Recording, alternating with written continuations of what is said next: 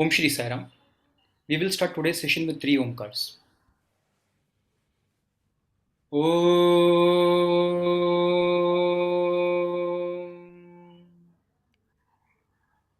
Om.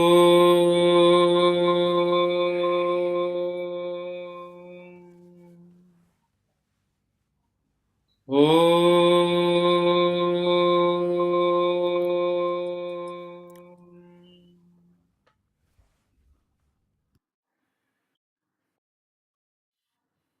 Occasion of Mother's Day, uh, we would like to wish everyone a very happy Mother's Day across the globe.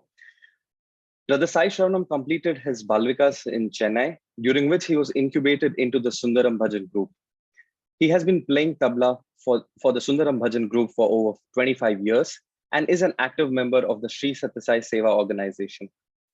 He has performed several concerts in the physical presence of our beloved Bhagwan.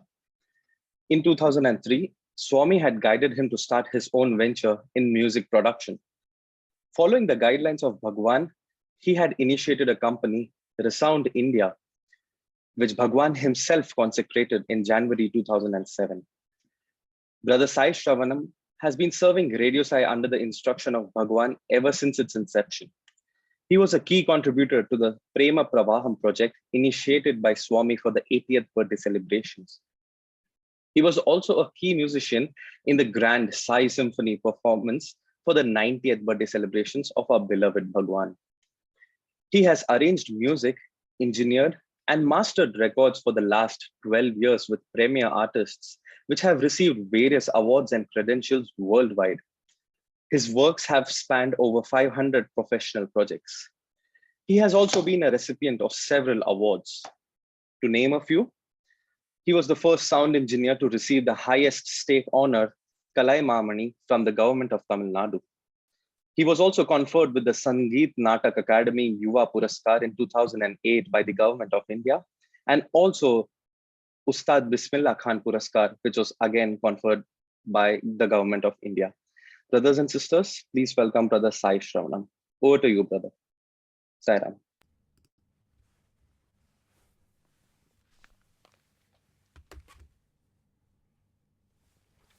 Sairam, can you hear me?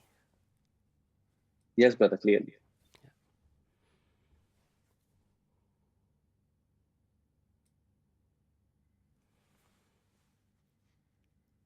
I offer my humble pranams at the lotus feet of my most beloved mother, Bhagwan Sri Sathya Sai Baba. I also take opportunity to convey my pranams, my obeisances to Mother Ishwaramma, who has brought us this beautiful form that Swami chose to take as an avatar and be amidst us. I also take the opportunity on this day, the Mother's Day, to offer my pranams at the lotus feet of my beloved mother, Srimati Vijay Lakshmi. Brothers and sisters, unfailingly I tell in every one of my talks that I've been giving in the recent years that only if Swami wishes me to speak am I called to speak. When Brother Jai Shankar had reached out to me 3 weeks back saying that he wanted me to speak on this occasion for Dharmakshetra, the first thing I told him was, brother, most of my experiences are already there on YouTube. I have the same stories to tell. And, I've not been really keeping very well. So it would be nice if, why don't you choose somebody else who could speak on this occasion? And there are so many students, so many people with Swami's experiences. I just recently spoke in Mumbai. There is also a Samarpan talk on YouTube. So what do you feel about it? Do you think I should do it? That was how I first spoke to Brother Jai Shankar. I didn't know about what was happening with him and his family. He expressed what was happening in his life, and he was so committed in doing Swami's work. Then speaking to me, and he told me, brother, any number of times we listen to Swami's stories, it's always new. So don't hesitate, and please go ahead and participate in this function, and please speak your heart out. I could not say a no to him. So I said, okay, brother, I will do this. And ever since then, it was just in my calendar that I had marked this day. And last night, there was a reminder on Google saying that I have a talk today. Until then, it had just faded off. Even this morning when I woke up, I was not realizing that I would be speaking this evening about Bhagwan. He has given me an opportunity. My wife came and she showed her mobile phone to me, making a very beautiful collage of her mother with her family and showing it to me, saying, how is it? I'm going to send it on WhatsApp to her. I said, my spontaneous reaction was, this is so beautiful. I wish my mother was there. I could do something and show it to her or send her on WhatsApp. The very next moment, I realized my phone gave the same Google reminder that says Mother's Day's Talk, Dharmakshetra, Mumbai. That's when I realized that physically I may miss my mother, physically I may miss Swami. There is always ways of them communicating to me that, they are there with me every time I think of them, even when I don't think of them. Every time I have to express something, good or bad, they are there. We think they don't listen, but they are listening. I'm here talking about Swami. I'm here talking about my mother, who is in that plane of divinity. That's how my day started. And as the day went past, I was jotting down a few points, and within moments I realized that I should not be preparing the speech, because every time I tried preparing a speech, I would just deviate somewhere, it would take its own course, and I would end up speaking something that I didn't want to speak, and this kept repeating. And I realized that this time, okay, I should not be preparing any of the speeches that I would be giving.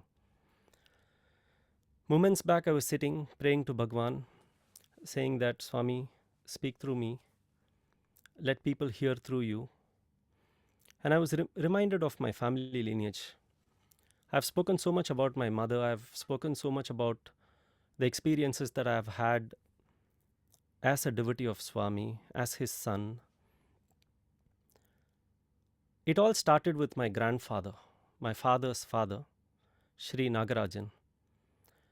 He was Swami's ardent devotee. He never believed in Bhagwan, but there came a moment when Bhagwan transformed him, melted his heart, and ever since, my grandfather was completely, he was melted into Bhagwan. He almost amalgamated with Bhagwan.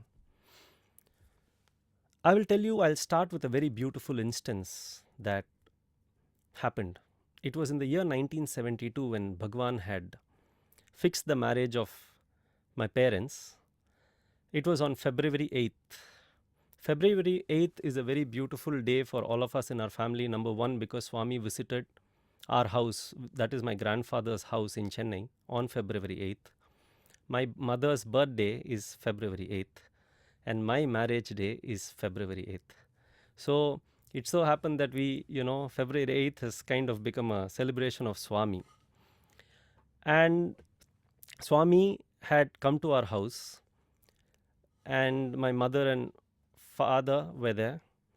They were not yet married, so Swami had called both the families in. Swami apparently walked into, this was the story that my father told this morning to me, and I wish to share it with you all. Swami had come home. Swami walked through the kitchen and looked at the kitchen, went into they were not prepared. Typical Swami of Swami not, giving you any hint that he's coming or, Swami just swiftly came. In fact, my father was telling, when he was asked to pick up, he had done Annadanam at that time in that Fiat car that he had. And my grandfather had called him to say, come and pick up Swami, come immediately, and Swami wants to come home. My father said the car was full of pongal. The Fiat car was filled with pongal in the back seat and front seat, and how could he clean it? So the thing that my father did was to go to the wardrobe, take all the silk saris that were there of my party, my grandmother, put it on the seat, on the front seat, on the back seat, and then drove. And when he reached, Swami looked at my father and said, very, very late, very late. So my father drove Bhagwan to our residence, my grandfather's residence in Chennai. Swami apparently sang bhajans and walked into the house.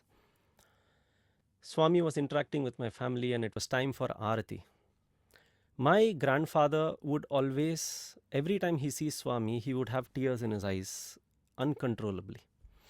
So many people, my grandmother apparently told Swami that, Swami, he is always crying whenever he sees you. And Swami corrected. Swami said, when you cry with pain in your heart, tears roll down from this side of your eyes.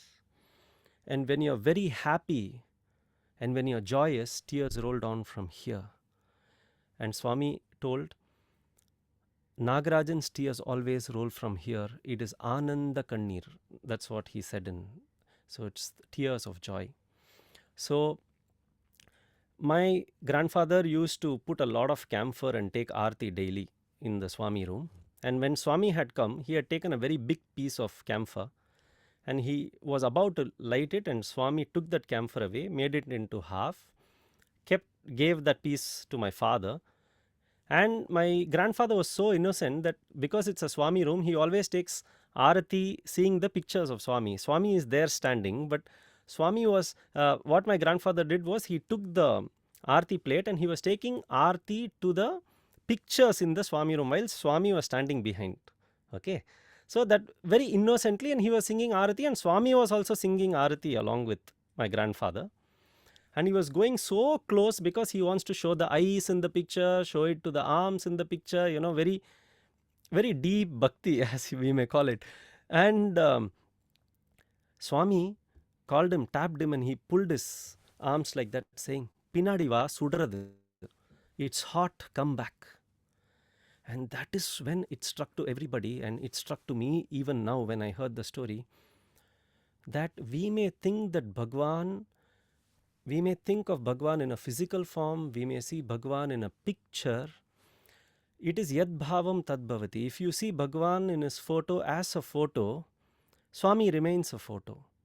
If you see photo with a bhavam and you want to talk to him and you believe it is Swami, then it is Swami himself. And the best example that I've seen in Sai Katha itself is this particular example, when Swami is standing right there when Aarti is taken. Swami is besides, seeing himself taken Aarti on the picture, and Swami calls my grandfather back and says, Sudarde, it's hot, come back. So Swami could feel that Aarti on the picture. So what is it that we understand from Swami's expression is, Swami knows everything. Swami does not need an Aarti. Swami allows us to take an Aarti for him for our joy. Swami allows us to do bhajan for our satisfaction. Swami allows us to do seva in the organization for our satisfaction. Swami doesn't want anything. What has Swami wanted? Swami has never wanted anything. Swami all through his life in his physical form has been serving all of us, serving humanity, and taking care of each of our lives, be it the hurdles, be it the lovely moments. Swami ensures that he is with all of us. In fact, I will jump down to a moment during Prema Pravaham and I'll come back. I'm just speaking ad hoc. Something on where, when I just mentioned now that, Swami is taking care of all of us. And Swami is also taking care of people who don't know Bhagavan Sri Satya Sai Baba. So I'll tell you what had happened. I was waiting with a letter in Puttaparthi just after Prema Pravaham, and I wanted to thank Bhagwan after the birthday functions, and I kept a letter, and I was trying for many number of days, and Swami would not come for darshan, or he would be physically very weak and he would not be, taking letters at that point in time. There came a point where I had kept the letter back in my room and I stopped taking the letter. And exactly then Swami asked me, letter enge, where is the letter? So I didn't have the letter with me, and this is typical of Swami. So that evening I went and I rushed, I took the letter, and Swami had asked me to come to Yajur Mandir in the evening. So I had given the letter to Bhagwan. So I big thanks and all my expressions of gratitude to Bhagwan. And I said, without his grace, there is nothing that would move on in my life. I was talking about grace, and then Swami said, "What is grace?" I said, "Swami, it's all your grace, Swami, your blessings." Then Swami says, "Grace is like rain." Swami says, "There is rain everywhere. But if you keep yourself like mud, rain will fall on the mud and it becomes sludge or marsh. It's of no use. If you keep yourself like a stone, the rain would fall on the stone or the rock and it would just spill away, right?" And then Swami said, if your ego is very bloated and you are like a big sea, a big ocean, salt water, Swami says the rain is so insignificant in the ocean, it is not even felt. Swami said, you must be like a sweet water pond. Swami said, you should be like a beautiful sweet water pond, that when my grace falls on you, when rain falls on you, beautiful lotuses, more life, more beauty, there is more growth, there is abundance that you see. So Swami said, grace is there with everybody. Swami was, and when Swami said, I can still see him, the conviction with which Swami told, I cannot forget. Swami said, எல்லார்ட்டையும் எப்பவும் இருக்கு. Grace is there with everybody. Swami said, it is up to you to receive the grace.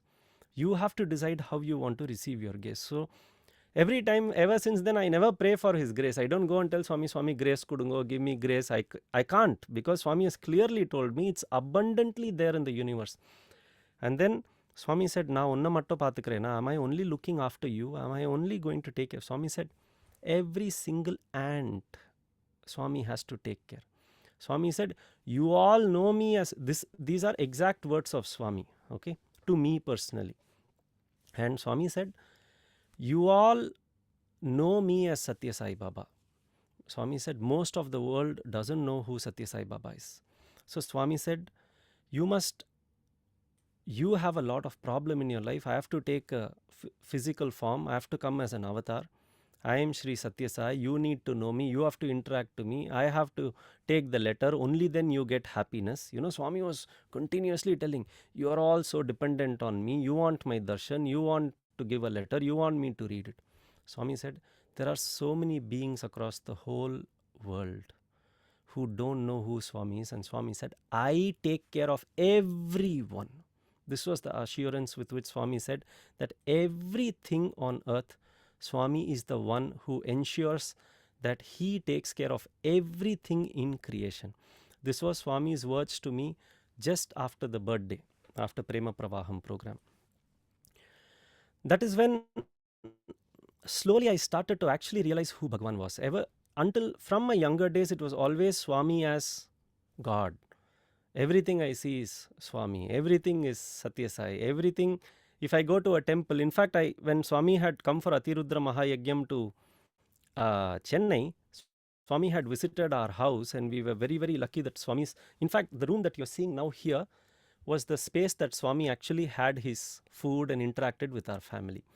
After Swami left his physical form, I didn't want to keep it like a room. I thought I must make it a temple. And to me, I'm not a person who does a puja every day, or you have vigrahas. I don't do that. For me, sound and music is my temple. It's my puja. Daily making music is puja for me. So I thought the best thing I could do is the room that Swami had come, I'll make it a studio so that daily I bask in his glory in the space that he has come, make music from here. And it is not for me, but for every musician and artist that walks into the studio, whether they know Swami or not, whether they believe in Swami or not, they should also have the blessing to come to the space that his padam had, was imprinted. So that is why I made this room that you are seeing behind me. So this was the place that Swami was having his lunch. I was in Sundaram doing my duty, and I rushed here. Swami said, Po, I'm coming home. Go and help your mother. So I rushed, and I was waiting here. Swami was having watermelons at that time in a bowl. He was looking at me and saying, Enna yosikira, what are you thinking? So to me, I always saw Swami as a friend, I didn't have any inhibitions when I spoke to Bhagwan. I didn't have any fear. I would just speak my heart out to him. I was always very scared of my father, and I'm still very scared of my father. My mother is very, very, very soft, very sweet, that our conversations don't go into that mode at all. It's always pure love. So I needed somebody to whom I can just talk whatever I wanted, and I chose Swami for that. And when Swami was here, Swami asked me, "Enna yosikira?" I looked at Swami and I told him, "Swami, you're God, you're Shiva, you're everything."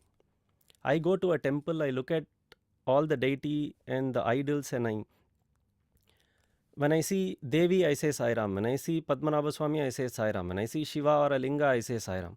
Swami, you're God yourself. Why are you doing uh, Atirudra Mahayajna? Why should you do? So all it needs is I take 300 rupees. I told Swami like this, 300 rupees. I buy a ticket. I go take a 7 o'clock bus. I come to Puttaparthi. I can see Swami. So why do I need yajna, yaga, and all these? It's all too complicated, Swami. But I'm very confused because you are doing it. So I need to understand what it is. Swami gave a very, very beautiful explanation. Swami said, you don't need to call Rama, Krishna, Allah, Yeshu, Buddha, Zoroaster, all of these. Swami, and Swami counted with his fingers like this, Rama, Krishna, very beautiful. I can so vividly remember him. Swami said, why do you have to call my name? Why do you have to do all this? Swami said, you do your duty, you take care of your parents, you take care of your mother. And he again mentioned mother. If they are happy, I will come in search of you. You don't need to come in search of me. Swami was very, very clear. At that time, I didn't know what was going to be the sequel of the story that we have seen. So I thought it was just a gyan, Then I told Swami, no, Swami, but you're doing yajna. Then Swami said, one shirt that you wear may not fit the other person. You may like red, but the other person may like green. Somebody else may like yellow and somebody else may like white. Swami said, it is very important to know that whatever path you take, whether you do puja or you don't do puja, whether you believe in God or you don't believe in God, and at the end, the destination is Bhagwan. So Swami said, you all may not need yajna and yaga, but there are so many people who believe in it. Swami said, there are so many people who feel that all of this bestows a lot of grace, and them seeing Bhagwan being a part of it, they have realized that there is so much change that has happened to them. Swami said it is not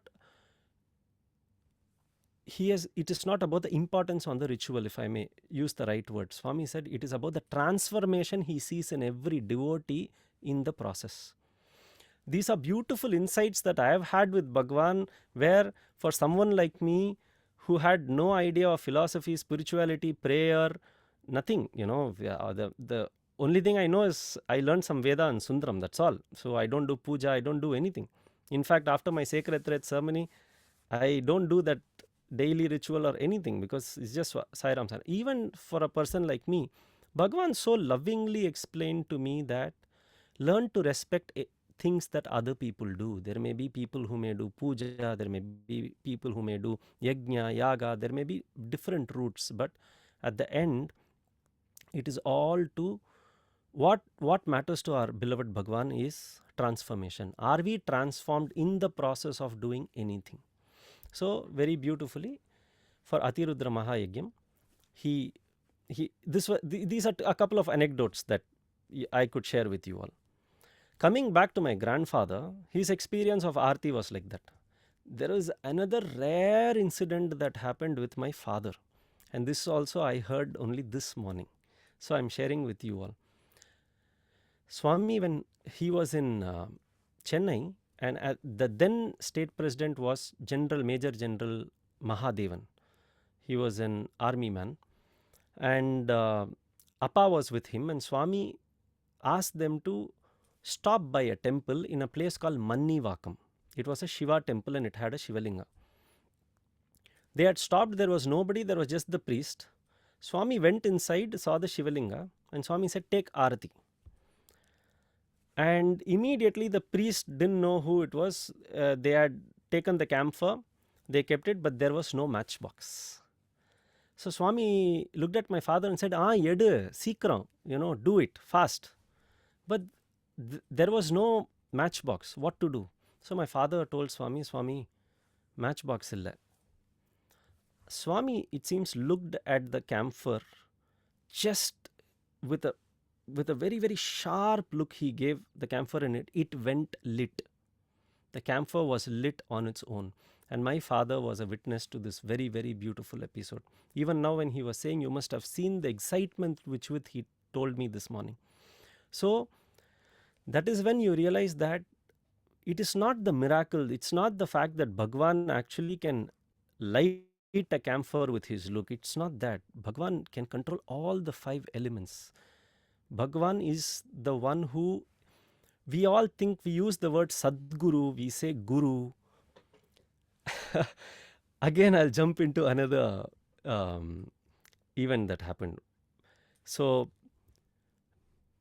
Swami was asking me, somebody was telling Swami in Kodaikanal that, Swami, you are my Guru. Swami said, no, I am not Guru. Swami was very clear. I was sitting there and Swami said, I am not Guru. Swami said, Guru is Gunatitaya, one who is beyond the gunas. Rupa Varjitaya, one who is beyond Rupam. Swami said, for me, I am even beyond that. Swami said, I am God. Swami declared in Sai Shruti, I am God. And Swami said, I am not Sadguru, I am not Guru, I am God. And I was sitting right next to Swami at that point in time. Sorry, I'm jumping between because I'm just speaking ad hoc, but all I have to do is think of Swami and then correlate everything that I've been a witness to. So even this Aarti incident, if you see, 5 elements are in Bhagwan's control. Just think of Walter Coven. The human body is 5 elements. Swami could just bring back life to him. He could just bring back the balance. So many of us think that physically Swami is there, physically Swami is not there. There are so many episodes in my life when Swami physically was there. He showed me personally that Swami need not be there physically, but he is aware of everything around all of us.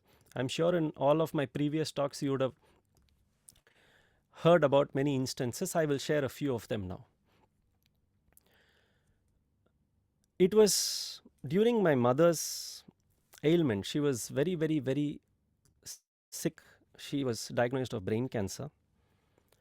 And she was quite bedridden. My mom was bedridden, and my marriage didn't happen at that time. It was one day in the morning, my mother had a severe seizures. I didn't know what seizures was, to be very honest. I just knew the word fits until then. So she was shaking and it was not stopping. It was probably an hour. And I still remember Dr. Krishna Ram, who is also a very, very ardent devotee of Bhagwan. I called him and I said, Uncle, something is happening to Amma. Can you come home? Swami had given us clear instructions not to take Amma to the hospital. So we had no choice but to only call doctors home because we had to comply to Swami's words. So there are no 2 ways to it. When Swami says something, it is that. That is all. There is no left or right. There is no plus or minus. So the doctor had come. He had given an injection. He said it is seizures. It will be okay in some time. I was very calmly there. It was a Fowler's cot. I was there with Amma. There was nobody else in the house. I was with Amma. I didn't want to leave the room and go because what I saw was very unpleasant. So I didn't want that to repeat. So time passed. It was lunchtime. And I was very hungry. It was beyond 2:15, 2:30 if I remember. I don't know the time exactly, but yeah, much beyond lunchtime. My phone rang. And when I picked up, I had heard a very gentle voice that said, Sairam, somebody from Puttaparthi had called me who was with Bhagwan. He said, Swami has sent a message for you. Swami said, you have not had your food till now. Swami wants you to go and have your lunch.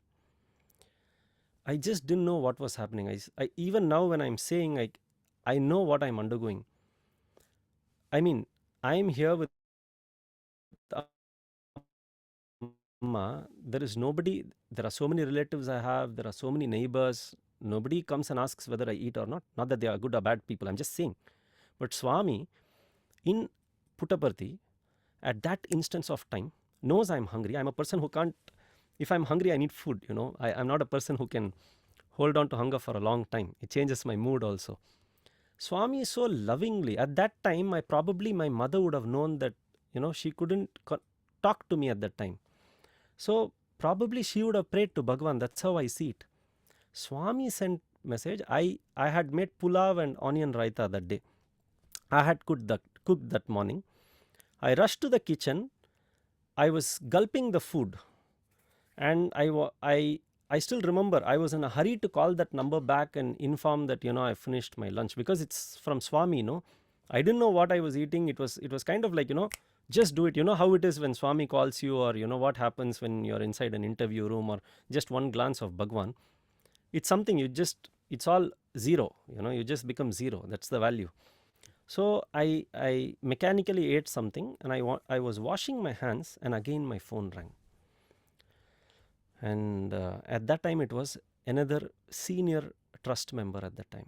He said, see, Swami was calling us, and he was telling that you're alone with your mother and you're taking care of her and you have not had your food. Swami was very, very, very concerned that Shravanam didn't have food.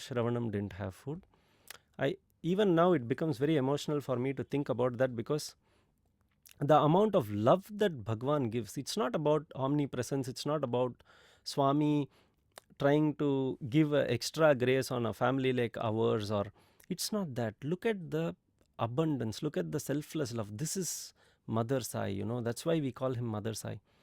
And the devotee expressed to me saying, from now on, don't delay your food. You know, Swami was very, very upset you didn't eat. So ensure that you eat on time. I said, sir, I just finished eating. He said, okay. Evening when I see Swami, I will tell him. And with that episode was over. I was so excited. I can't tell you that Bhagwan had given attention. The first thing I did was I rushed to Puttaparthi.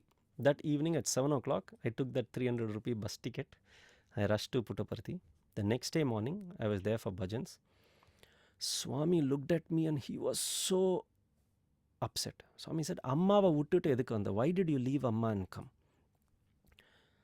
I said, no, Swami, you were so concerned, so I came. Swami, at that time, Swami was very calm.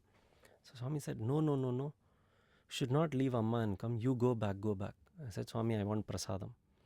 And then Swami took some vibhuti packets, gave, and Swami said, Odane Kalambu, go. So I came back to Bangalore. My thing was I had to report to Swami, that's all. Go and tell Swami that, Swami, see, you know. And again, it is for my self-satisfaction. Swami doesn't want any report from all of us. He knows everything. Why should we report to Swami? Similarly, what had happened, at that time, I knew all these experiences were given to me for me to take the testing times that I was put to. My mother was deteriorating. It was Shivaratri day, and I was in I've never missed a Shivaratri, and for Sundaram Bhajan group, you know, I play the tabla, I play the dholak. I love playing Shivaratri bhajans because you can keep on playing as much as you want. You all are loud, everybody sings in group. So it's musical fun, as I would call it. More than bhakti, for me, it was all music. So Sundaram nurtured me in music, you know. So I don't have a guru. I have not learnt music. I have not learnt sound engineering. Everything belongs to Sundaram. Sundaram Bhajan group is my guru. And Sundaram Bhajan group is Swami for me. So what had happened, Shivaratri bhajans, Amma was sleeping. At that time, Amma could speak a little, but she was not moving much. So I had kept Amma very comfortable, and there was a young girl who was there to take care of my mother. So she came as a caretaker, just to ensure that in case we sleep, somebody will keep looking at her. I went for bhajans and I took the prasadam and I came. When I reached home and when I came to see Amma and put vibhuti on her forehead, Amma looked at me and said, hey, Swami is just going. I could not offer him water. Poi tanni kududa, go and give water. I thought my mother has started to hallucinate, considering its brain cancer and all the things that she underwent. To be very honest, that was very wrong on my part to have thought so, because she was very, very coherent all the time. But my fear as a son, and for all that I was witnessing, you know, monkey mind. So I was like, probably my mother was hallucinating. I said, "La onnu illamma, inda vibhuti kondu vandirukken." She told me very clearly, I'll tell you in English. Do you think I'm blabbering? I'm not blabbering. Swami was here sitting right next to my feet, and Swami could not walk. He was holding his knees and limping and coming. So I asked Swami, Swami, take some water. He said, no, no, no, you sit. Your son has gone for bhajan. Let him come. And then just moments back, Swami said, your son has come, and Swami walked outside the room, and she said he was in a yellow robe. I was like, okay, Amma is at least thinking of Bhagwan, and I was patting her, and I used to caress her a lot. I was there besides her. I put a little that bundi prasadam in her mouth and put vibhuti, and my day started. At about 10:30, 11 o'clock, my father had called and he said, Swami in his discourse today was telling that, on Shivaratri, Swami comes in yellow dress and significance of yellow. Swami spoke about yellow. There the first bell rang on my head. I was like, okay, maybe Amma would have seen Bhagwan. Probably she would have dreamt of Bhagwan. Some days went past and I chose to go to Puttaparthi. When I went to Puttaparthi and I was there in the bhajans, I still remember how angry Swami was when he looked at me. Swami said, come here, and Swami took me to a corner near the interview room, and Swami said, Buddhi illa. He said, don't you have sense? Buddhi illa. I said, Swami, I didn't know where it was because it was many months after Shivaratri. And Swami had clearly told me, don't leave your mother and come. But for me, my only fuel was go for some darshan, take some vibhuti packets, come, and then I am recharged. But Swami's concern was, you be with your mother. I have told you, I'll be with you. But the thing is, it is very difficult to follow. So I could not control my love for seeing Bhagwan, as I would say. And I would like to mention here that I didn't go to Swami to ask for anything for my mother.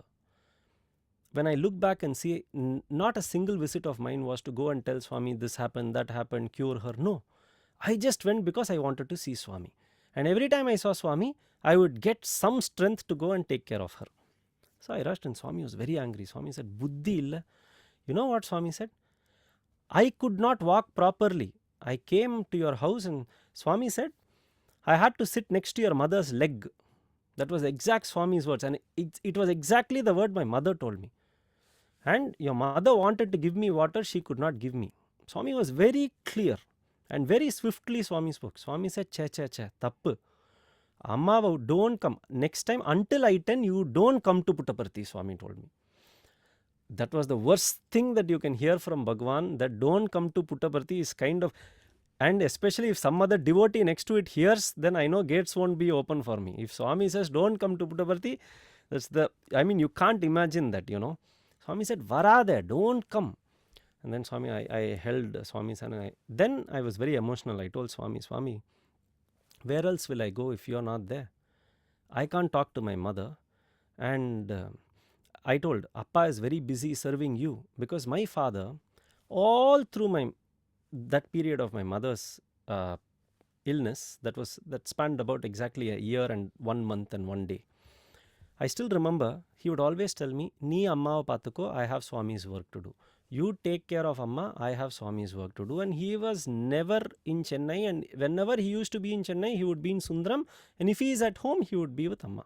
And even that was with Bhagwan's permission only, because when my mother herself was diagnosed of cancer and Swami had called us into Yajur Mandir and he was talking to my mother, she was telling, Swami, if something happens to me, my hand is not moving, I'm not able to talk properly, I have to take care of my husband, my children.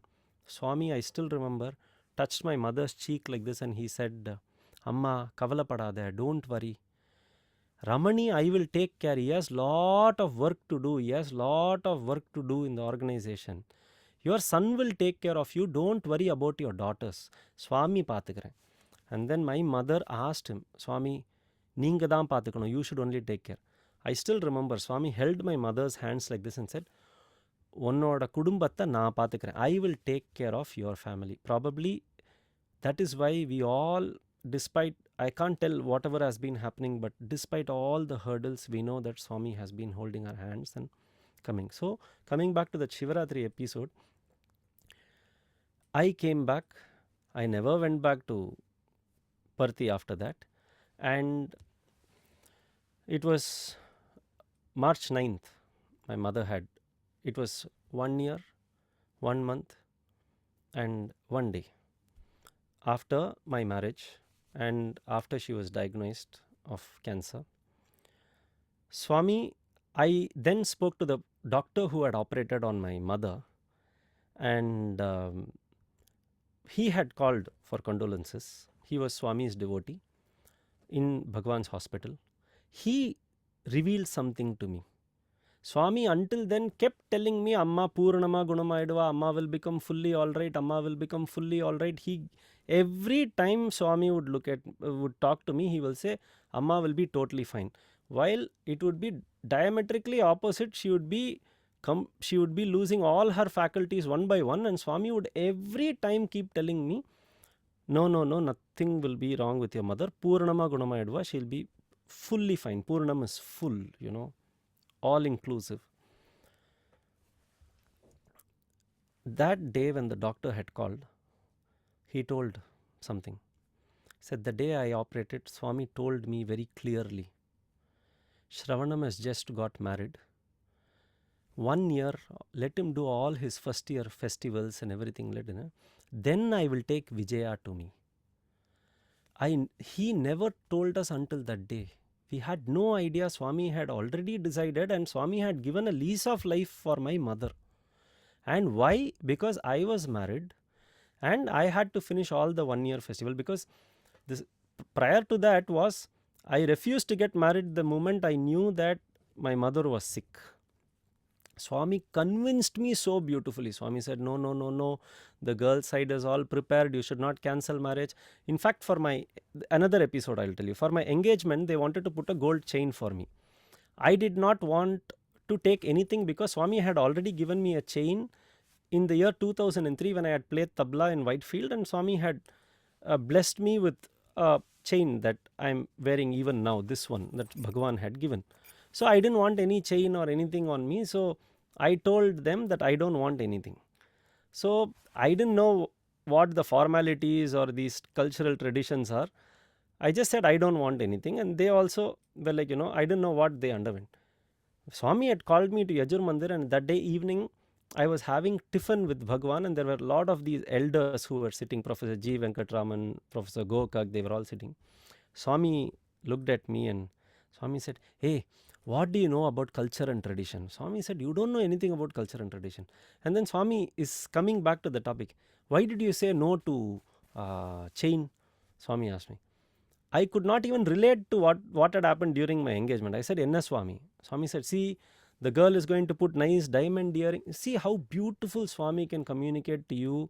The way you treat him is how he's just a mirror, Swami, as free as you talk to him, he'll be as like that to you. You talk to Swami with fear, he will also behave like that. You talk to Swami very happy, you will also be very happy. Swami is just a mirror. So I was like, what happened, Swami? That day, I still remember my mother was sick. Swami was telling, Chakra Pongal Podi, he likes, his mother makes very well. And Swami was serving food in the plate to me. What had happened, the Sevadal boy was serving, and Swami said, wait. And then Swami used to take the thing and serve me on the plate. So that time Swami said, see, culture and tradition, you should not poke your nose. Swami said, there is something called Sabha Gauravam. That's the word he used.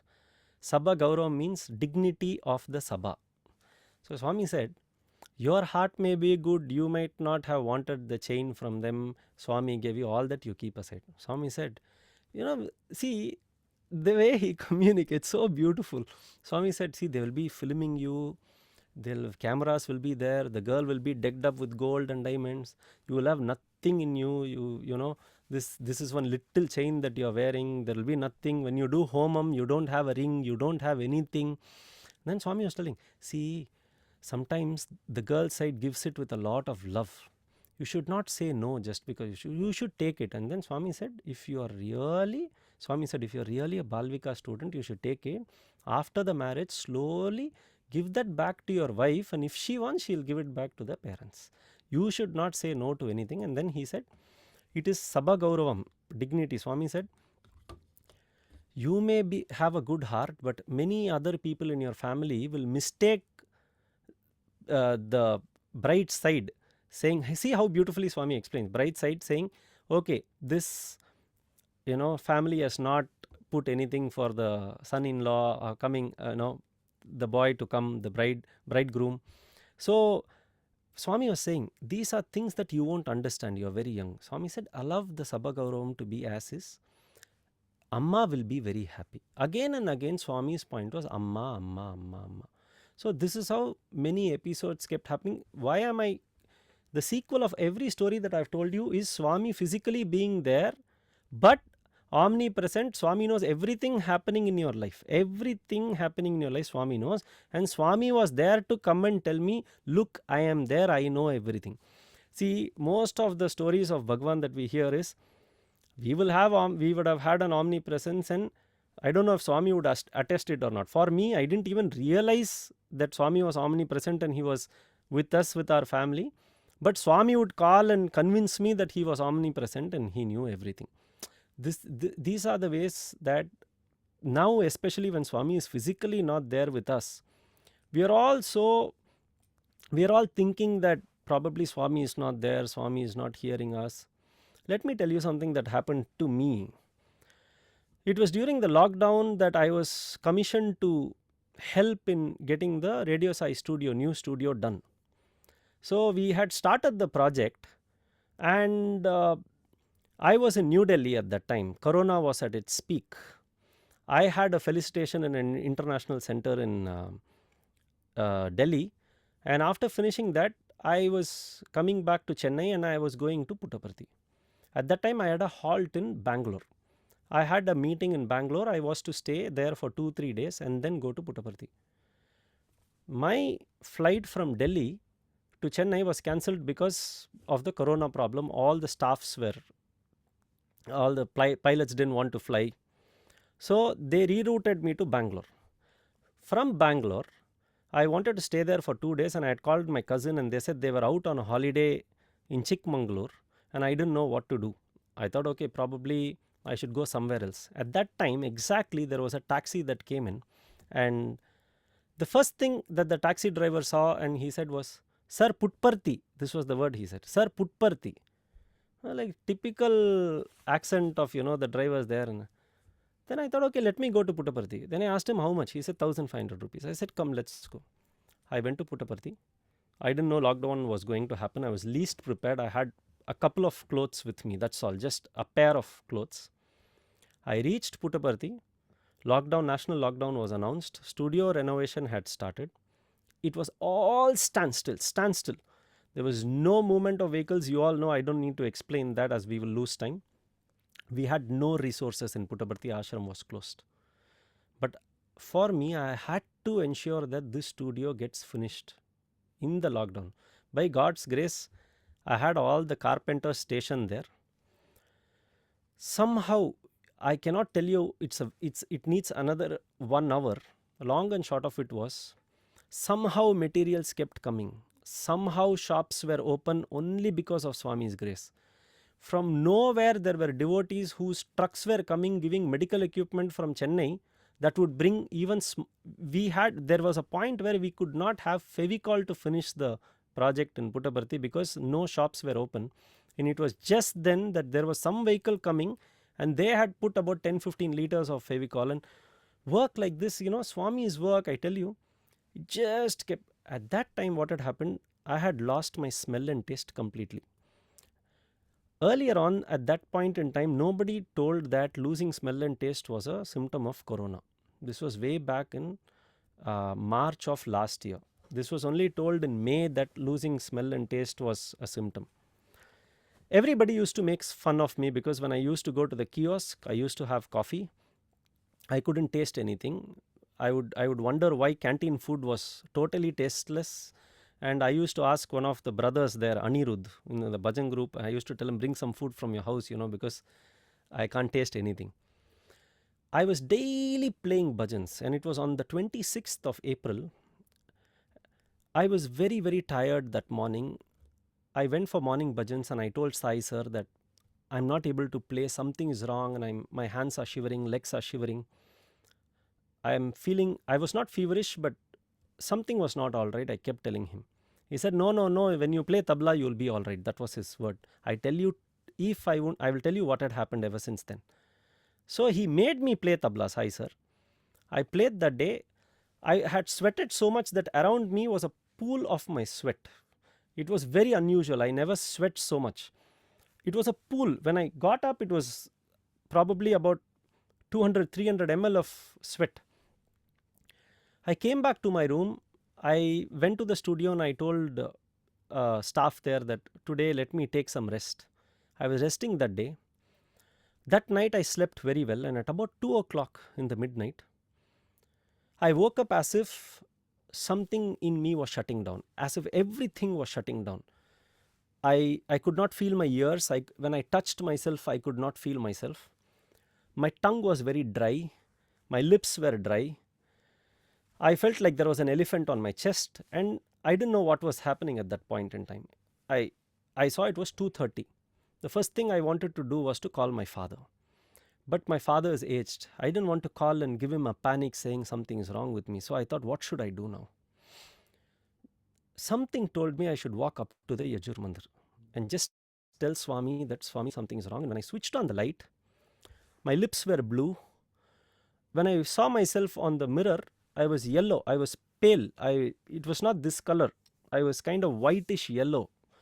Everything, when I switched on the light, was yellow. I thought I was not seeing properly. I thought sugar and salt was down. So I went to the kitchen and I was slurring. I could not speak properly. And then when I looked at my nails, I had a kind of a violet color on all my fingertips. So I knew something was wrong. I tried to take a sip of water. I could not take it. I rushed to Yajur Mandir. I still remember I was in a banyan because I felt something was shutting down in my system. I knew that something was going off. It was not like fainting. I cannot explain it to you. At that point, I told myself, if something happens to me, only Swami has to take care. I couldn't think of anything else. I rushed to Yajur Mandir. I was in my banyan and I was in my track pant. I went to Yajur Mandir. It was about 2:40 a.m.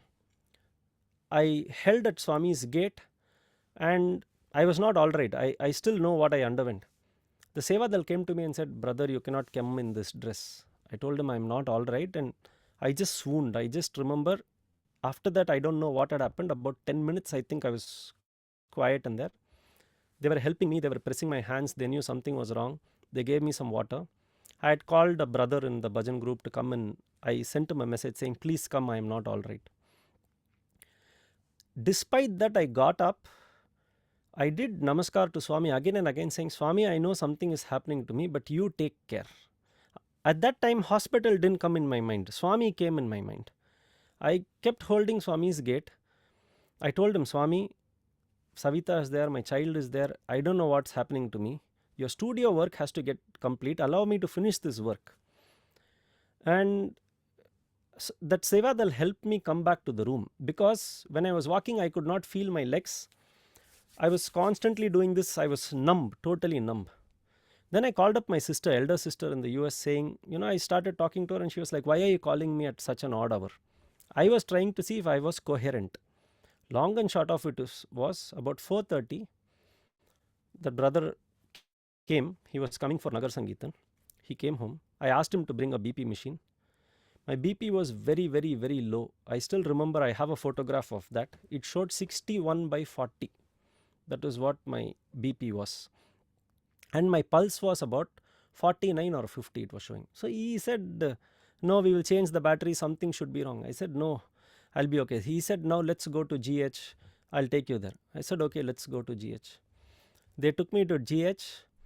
They saw me and they said, no, this could be because of summer. It could be dehydration.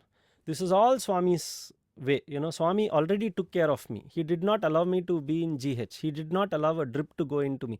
For some reason, nobody checked my oxygen. I went there. A super specialty was closed. They just said, no, have some water, rest well. You're very tired. It's because of the heat in Andhra. Many people undergo this. I truly believed that. I came back. I still didn't have smell, taste, anything.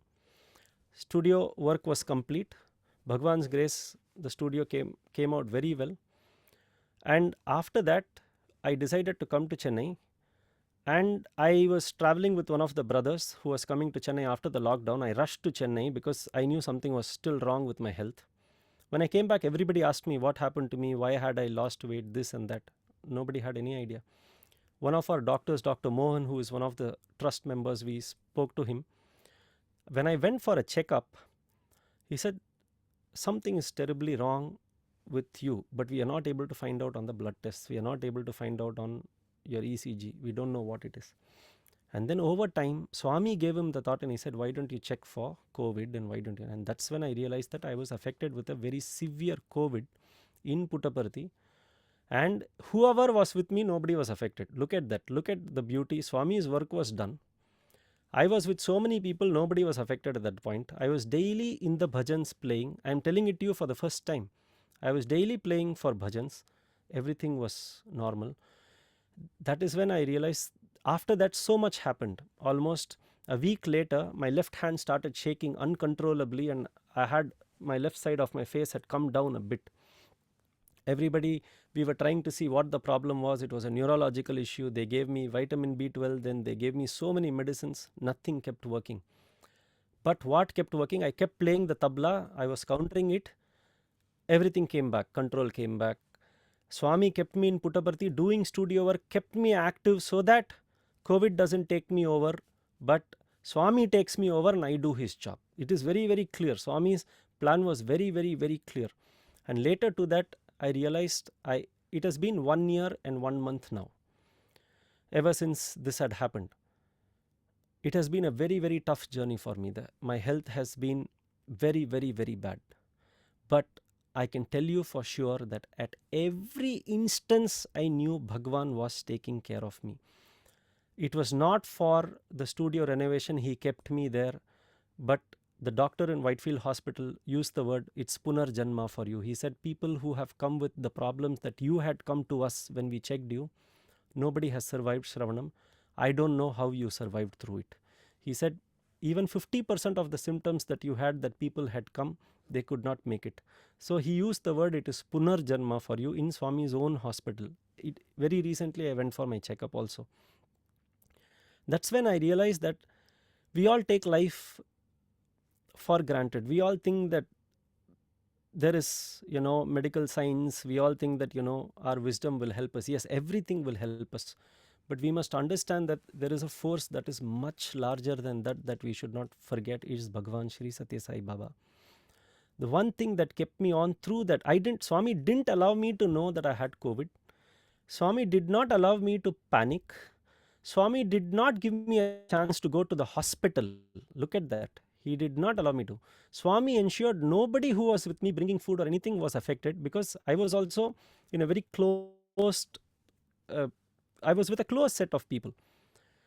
Bhagwan was so clear that he kept me in Puttaparthi only because he gave a promise to my mother that he will take care of all of us. That is my belief.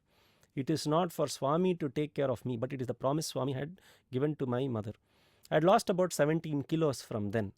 But Bhagwan's grace, issues with my heart settled, issues neurologically settled. There were times where doctors could not relate to what was happening to me because there were so many things happening to me post-COVID. Because it was one of those earlier strains that people didn't survive. But I think Bhagwan blessed me with another Janma. I have come through that. I would say I'm 95% all right. I still have small issues. But why am I here saying the story is, when Bhagwan was physically there, Swami took care of my mother, letting us know that he was there. But today I am here to tell you all that Bhagwan is again with us, whether we call him or not, these are very testing times, brothers and sisters. It has been very difficult for every one of us. I could not tell my story at length because I am seeing it 7:30. But I can tell you that it has been quite a tough journey for me, quite a tough journey. And especially when Swami is physically not there, where will you go? But there is one thing that kept me going was the words that Bhagwan had told me years back when he was there. Just think of me, nothing will happen to you. The confidence my wife, my father, my sisters gave me kept me going. There were 2 or 3 instances in Chennai in the midnight at 1:30. I would wake up because my heart would pound. I would rush to the hospital. They would not know how to treat me. My father would be so worried, my wife would be worried, but they would not. The one thing that they kept telling me was, Swami will take care. You have to do his service more. You have more duty to do. Swami will take care. Don't worry. If there are things that I don't want to remember in my life, is what I underwent in the last 1 year. But Swami, in all his glory, kept holding on my hand, kept breathing for me, took care of me, only because he had promised my father that, my mother, that he would take care of all of us. That's my personal belief. And life is all about faith. Life is all about belief. Life is all about conviction. And what I learned from my father and mother are the fact that you have to have faith in Bhagwan. I'm not saying that I have so much faith. I'm not here trying to tell you all that I have succeeded in faith. I fail every day. There are times where, when my health was broken, I started to think of what insurance I might put if something has gone wrong with me. Is my family taken care? I'm only in a music business. My wife, who has known Swami only after my marriage, would come and tell me, why are you talking like this? Why are you forgetting Swami? And she would show Swami's picture, or she would hold my chain and say, he is taking care. Your mind should not go like that. Instantly, I would stop that thought. I'm not saying that I have understood what faith is, but I am learning every day. Tests have never stopped. Last Samarpan, when I gave my first Samarpan talk, when I gave in Whitefield, I still remember, I told Swami, Swami, you have been testing us. We have come through it. I keep my arms open. Even if you continue to test us, we will continue. Please give us the strength that we should remember you, and you are there with us.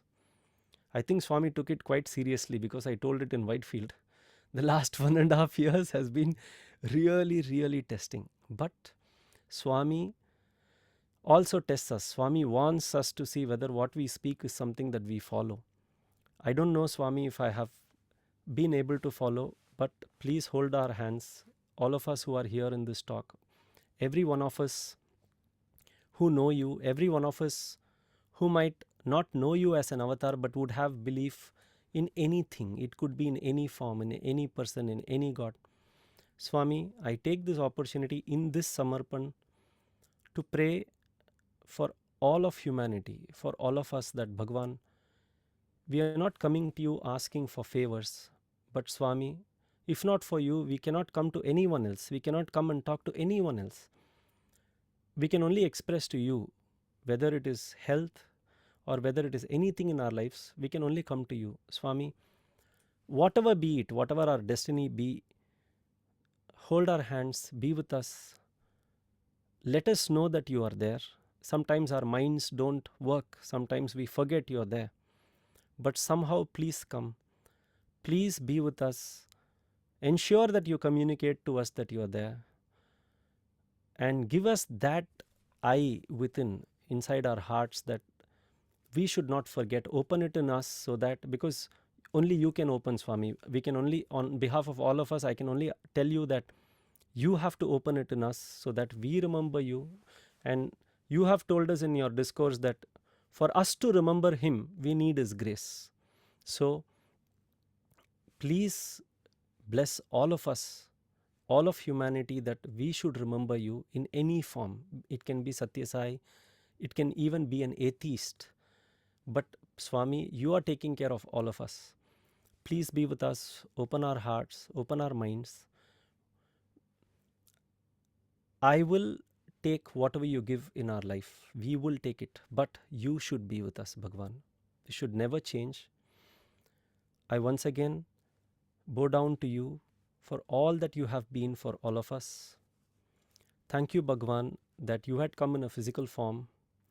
Thank you, Swami, that even when we have forgotten you, you have remembered us. There are times where we don't follow your principles. You pardon us like our mother. You are our mother. You still hold on to us, Swami. Continue to do that. These are testing times for humanity. Bhagwan, but for you, nobody can bring control to this world and our minds. I offer once again my deepest prayer on behalf of all of us and all of humanity, always be with us, Bhagwan. Jai Sai Ram.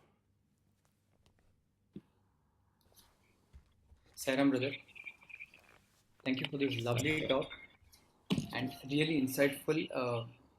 As the world celebrates Mother's Day, Sai devotees celebrate Mother's Day on 2 days, uh, May 6th, Ishwarama Day, and May 9th. Uh, we couldn't have had more such a insightful talk and signifying the importance that Swami has given to serving our physical mother. A really amazing talk. And as you narrated experiences about Sundaram, it's also pertinent to note that 12th May is Dharmakshetra Day, and as devotees from Mumbai, it holds a special place in our hearts. And Dharmakshetra is the abode which Swami has set up in Mumbai, and it has a very special place in the hearts of all devotees. So, on behalf of all the devotees of Mumbai, our gratitude to you to come across and share your lovely experiences with us, and the experience that you shared, that the incident that you went through is also the story of our lives. When you were down with COVID, you went to Swami. In some way, we are all clinging on to that. You had a Yajur Mandir, but we have our altar, and all of us have been through that experience where, uh, in these times when every second person is turning COVID positive, we all turn to Swami, and when the doctors do not seem to know what's happening to us, it's Bhagwan who's coming to our rescue, and the first medicine that we have is our Vibhuti. We apply it, and whatever is affected, you have your shot of breath, you apply it on your chest. You have a throat pain, you apply it in your throat. That is a medicine which Bhagwan has given us, and it is it's so much like the story of our lives. Cling on to Swami at this time. So our gratitude to you, brother, at this time for sharing your thoughts. I would like to, there are some questions that have come across from devotees which I would, want to pose it to you. Um, there is a question that has come across. How do you achieve faith and acceptance in these trying times, especially when you went through this COVID experience? Faith and acceptance.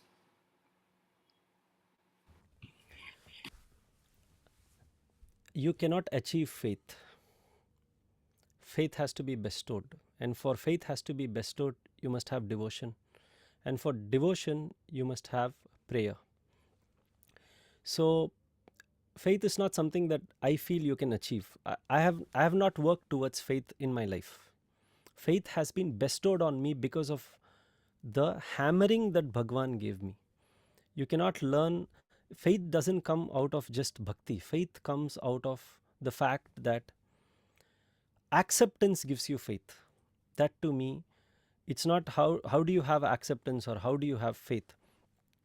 Let me tell you, when you can, I can relate to this. Swami kept telling that my mother would survive, and he said she will have a, Purna, Purnama Gunamayadva, which means she will be fully healed. Isn't it very easy for me to lose faith on Swami the moment she lost her breath? Swami told me so many times that she would be there. But that is when I realized that it is not our expectations. It's not asking Swami for something. Why are we using the word faith? Because we are all very insecure. No? We want things to happen our way. When we are insecure, when we are scared, we pray and we want Swami to somehow come and help us, and for that we need faith. See, it's always a deal. It's not like that. That day my mother passed away, that's when I realized, oh, it is the love of Bhagwan that Swami kept telling me that she'll be all right because she doesn't want me to lose. He wanted me to have the strength to serve her. If I was in fear, if I was worried, if I was scared that she would die, then I would not be positive. I would not take care of her. I was cherishing her. I was celebrating my mother till the last moment. And later to that, let me now tell you another story that happened. When my mother had passed on and I rushed to Puttaparthi, Bhagwan just spoke to my father, and he did not see me, he did not talk to me.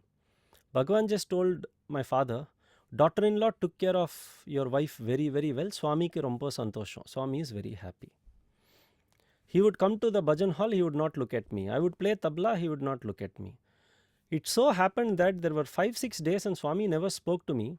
They made me sit in the second row. Then I went to the third row. Then I went to the fourth row, because wherever I sit, Swami would not come or Swami would not talk. So it kind of became a thing that, okay, if this guy sits here, then, Swami, the people around him will lose opportunity.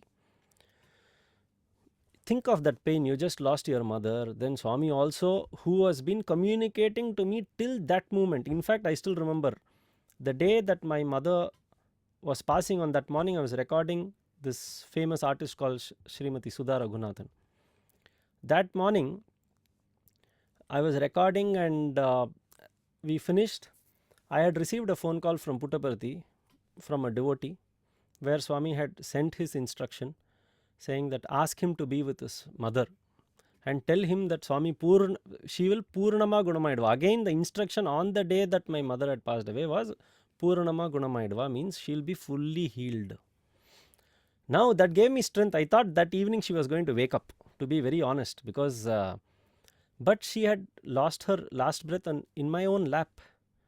It's very easy for me to lose faith, but that's when I realized that, see, Bhagwan, when in Kodaikanal, almost 1 month later when he had visited Kodaikanal, I used to be in the mic system. I used to take care of daily bhajans and microphones, and